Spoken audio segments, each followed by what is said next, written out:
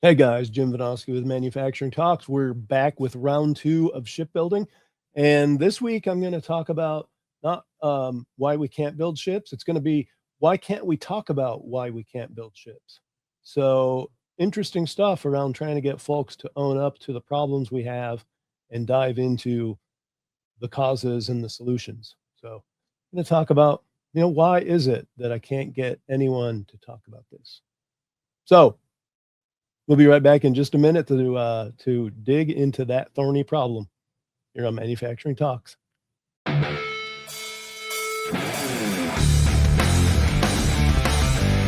Welcome to Manufacturing Talks with Jim Vinoski. Industry has a million cool stories, and Jim talks to the movers and shakers who are making them happen. Let's dive in.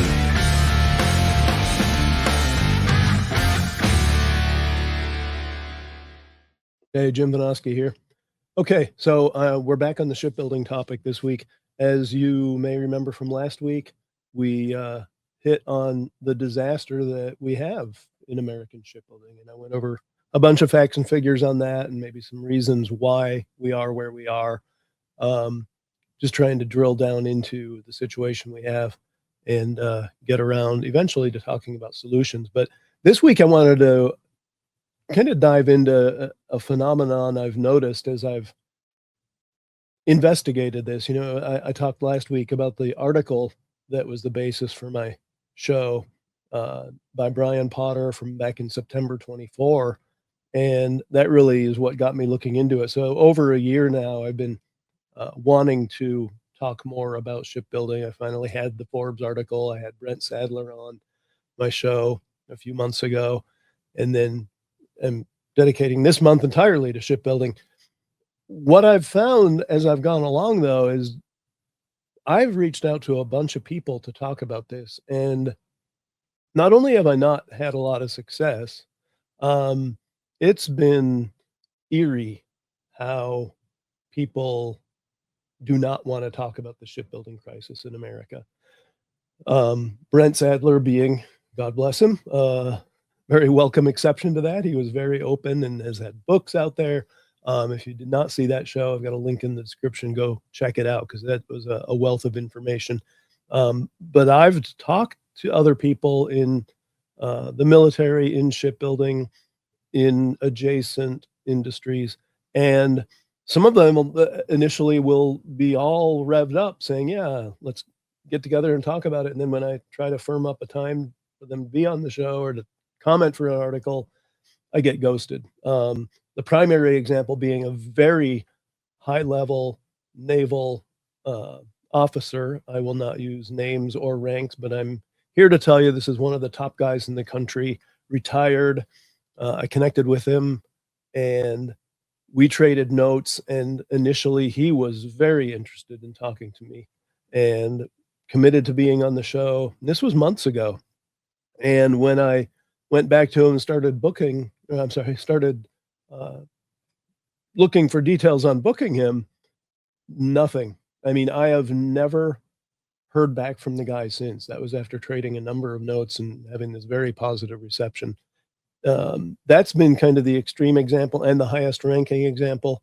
One of the top guys in the Navy who totally ghosted me, but a number of people I've talked to, a guy building smaller ships, and he was all gung-ho to get on here and talk more.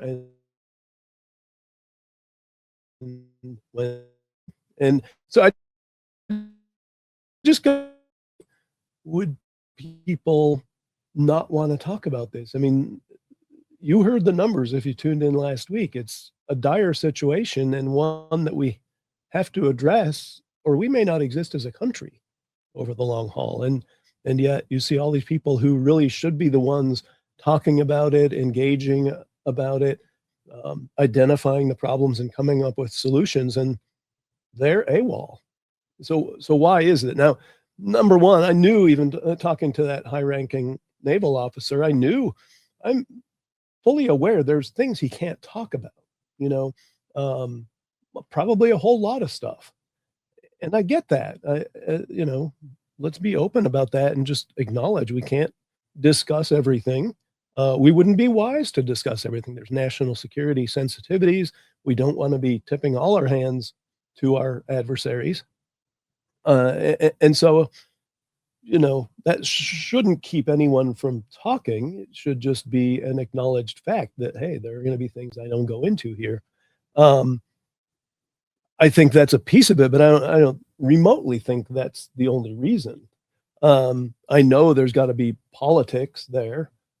I know for a fact the naval officer in question, after I had initially traded notes with him, wound up signing up with one of the defense contractors and being on their board, and, my guess is that's why he clammed up, so he's part of this, uh big company that may not want him out there spouting off about what a disaster we have on our hands. And, I'm sure that's the case in a lot of these situations, and just general political pressures, it can certainly redound negatively on, uh, a party, part of Congress, the president, whoever's involved when you talk about specifics and where the balls have been dropped. If someone wants to make a case against someone, that can certainly be done. But again, this has been going on for decades. You could tar anyone who has been in office in any form or fashion with either or any party, at any level involved with national, defense, and, to some extent, they all bear blame, so I don't see how that really should keep anyone from talking. Um, Status quo bias, there's certainly, that desire just to kind of bury our heads in the sand and say, "No, yeah, there are some bad numbers, but everything's gonna be fine. We're America. Don't bet against us." Yeah, and I get that. The trouble is everything's not gonna be fine. Again, we went from being 60% of ocean-going ship, building capacity for the world to 0.3%.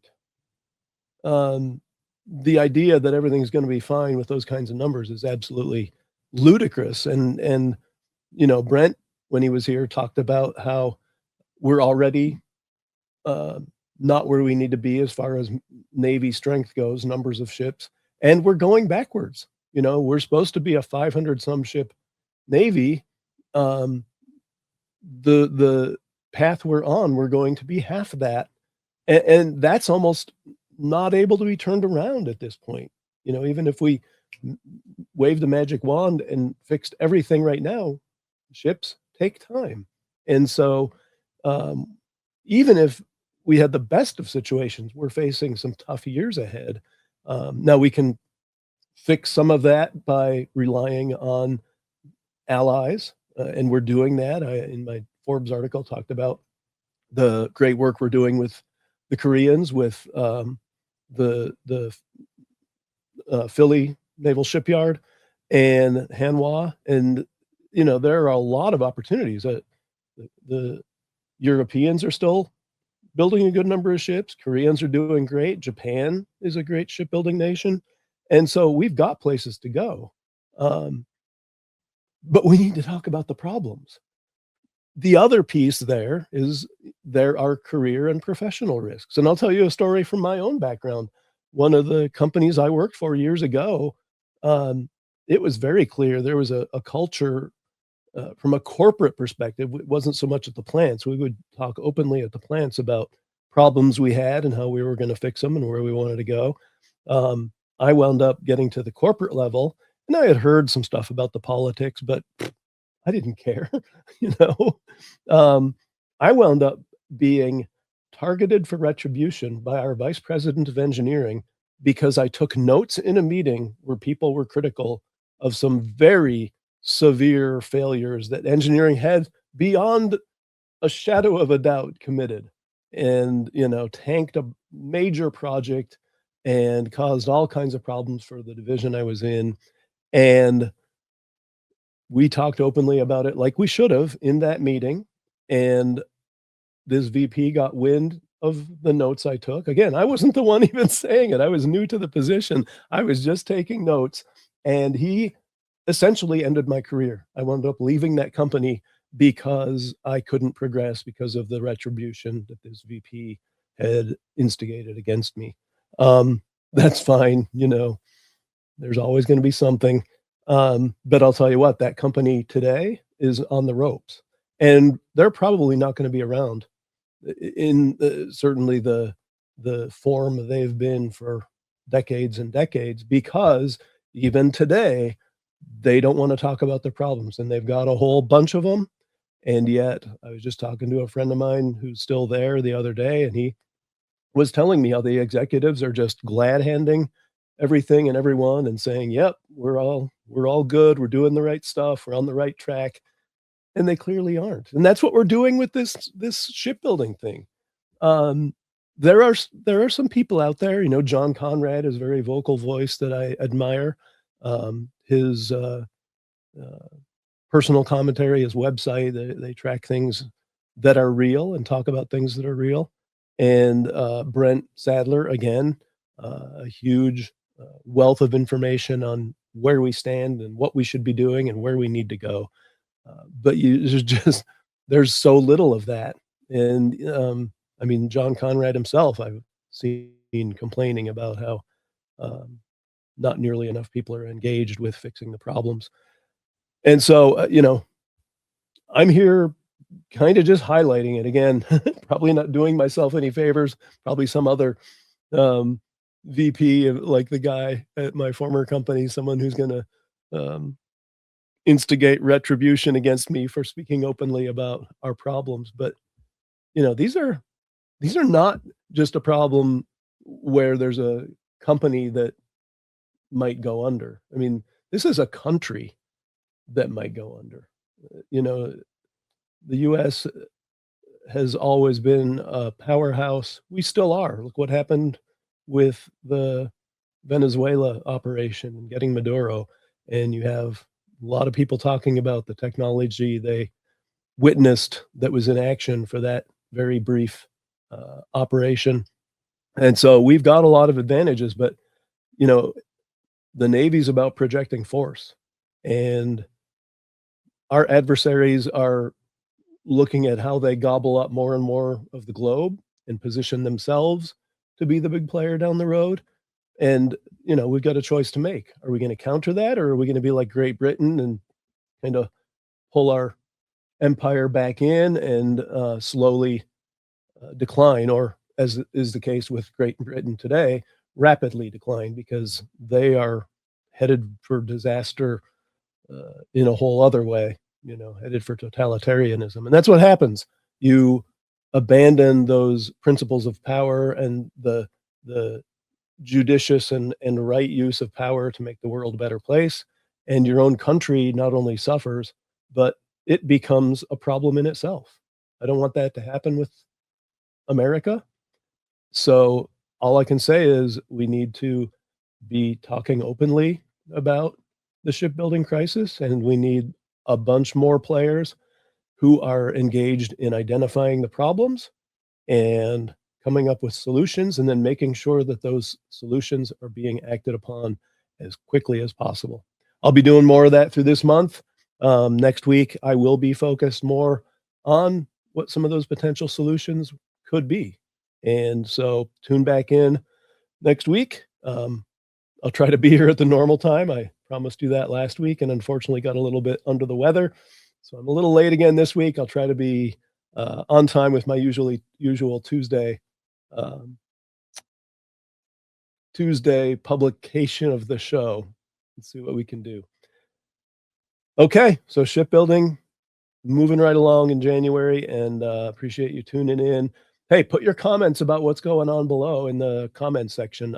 I've got my own, things I talked about that I think might be contributing to us not wanting to talk about this stuff, or people not wanting to engage. What do you think? Why won't people engage with this very real problem we have in America?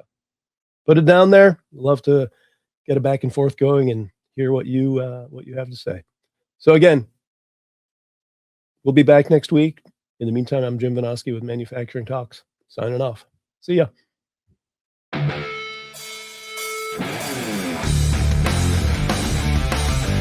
Thanks for tuning in to Manufacturing Talks with Jim Vinoski. Watch for new episodes dropping every Tuesday. And don't forget to like, share, comment, and subscribe.